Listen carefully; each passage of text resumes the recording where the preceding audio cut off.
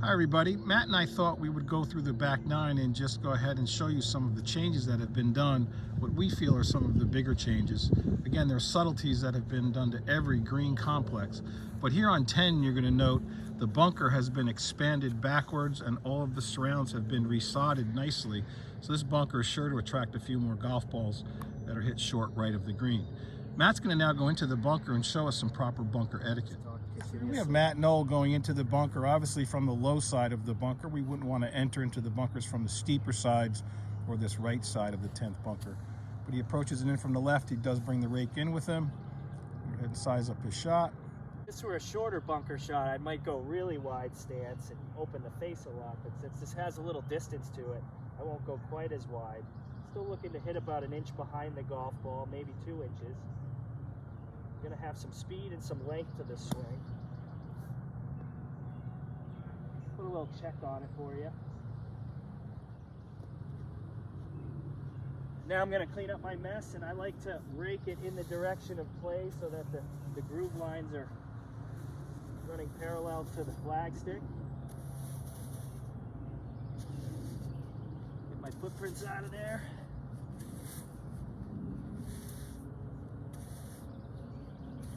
I'll place the rake outside the bunker. We've all learned lessons the hard way. I recommend using the grip side to knock the sand off the shoe. I know somebody in the years past that caught themselves in the ankle bone with the old club head. Don't recommend that. So while Glenn and his team do a fabulous job keeping our greens in their best possible condition, we do need your help. Every time your golf ball hits the green, it does leave a small indentation or a ball mark on the green. Matt's going to show you how to properly repair these ball marks so they heal in a timely manner and don't become scars. Yeah. I think the number one thing we see, you'll see brown spots occasionally on the green. That indicates that somebody in the past has pulled up on the roots, rather than what we want to do here is we want to approach this pitch mark from the side. So I'm using a tee. We can also use a divot repair tool.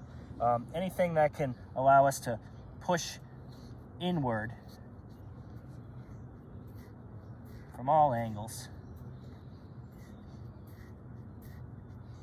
All right, and we've essentially fixed it. Now I just tapped it down with my putter. Now it's nice and smooth again. I recommend fixing yours and at least 3 others. Fix any one you see, right? Fix any one you see. Help keep this place beautiful. Help keep the conditions running smooth, fast, and firm. And here's a little lag putting tip for you. Like the 10th green, for example, runs from front right to back left. That will never change, right? So the front right of the green, back left of the green. I know this putt has some right to left in it. So I'm gonna aim this ball about 2 feet right of the hole.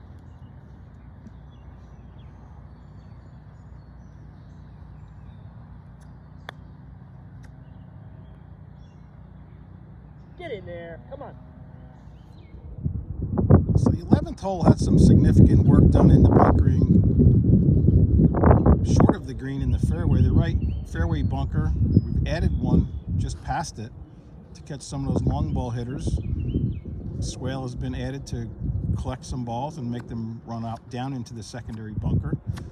Something to think about for those long hitters that are going for the green on their tee shot, as well as the people coming in with their second shots. Did you find yourself in this collection bunker short of the green, probably about 50-yard shot? Matt's going to go ahead and demonstrate how to play. One of the most difficult shots in golf.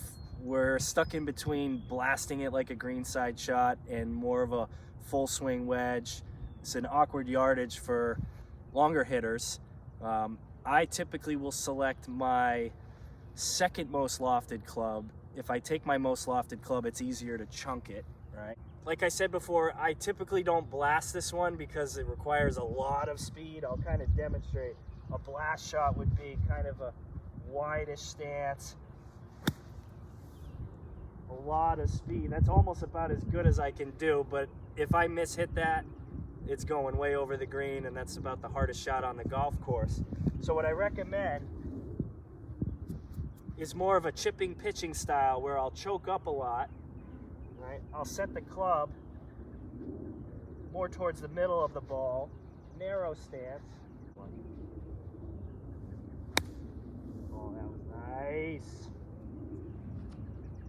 and I just have to make sure to hit the ball first. The second shot's a little bit safer because there's not as much speed, always factoring in if I miss-hit it. You'll notice the big change to the right greenside bunker on 11. It's been doubled in width. Makes for a little bit of a more traditional stance and bunker shot.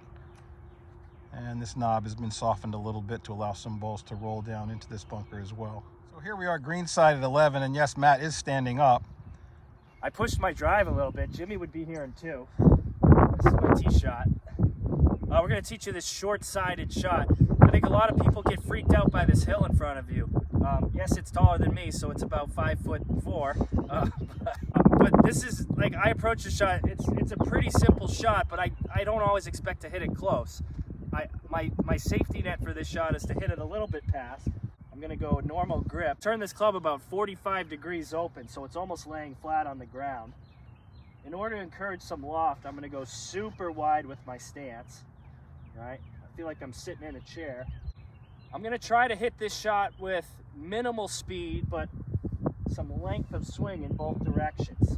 It's the same thing as the fairway bunker. I always factor in case I miss-hit it, what's going to be a good result. So I'm going to have some length with not a lot of speed. And that's a nice safe shot from a difficult situation.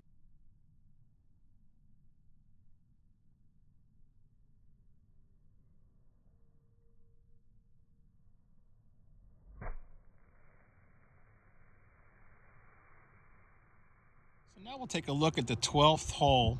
The whole green complex has been redesigned. The green has been flattened out, all the knobs around it, so it's kind of a tabletop look. You can see the entire green surface now. It's going to allow us much more pins pushed out to the edges, which will make for some interesting tee shots. So as we approach the green from the cart park area, you're going to notice the flattening of the back of the green, as well as the front left knob and the front right knob. These balls should collect and run off a little bit and find more bunkers. The back bunker complex, we had 3 bunkers back here. We now have 1. And you'll notice it's level, a little bit shallower than in the past, but it's going to be a much easier bunker shot. Here we are at 15. The right bunker has been redone. The surrounds have been done. You're going to notice the approach has been widened slightly on the right and the left and softened with some close mown grass. And the left front bunker has been widened as well, just like 11, but double in size to make for a more traditional bunker shot. The big change I think you'll see here is the left side of the green. That mound that's been running along the left side has been taken down. The green has been flattened over there, and the rough has been removed. We've got some close mown area to allow the balls to run out and roll down. Also allowing you to take some different options, putter, chipping, hybrids, getting some bump and runs up from that left side. Options are over here to the left side. Matt's going to choose a little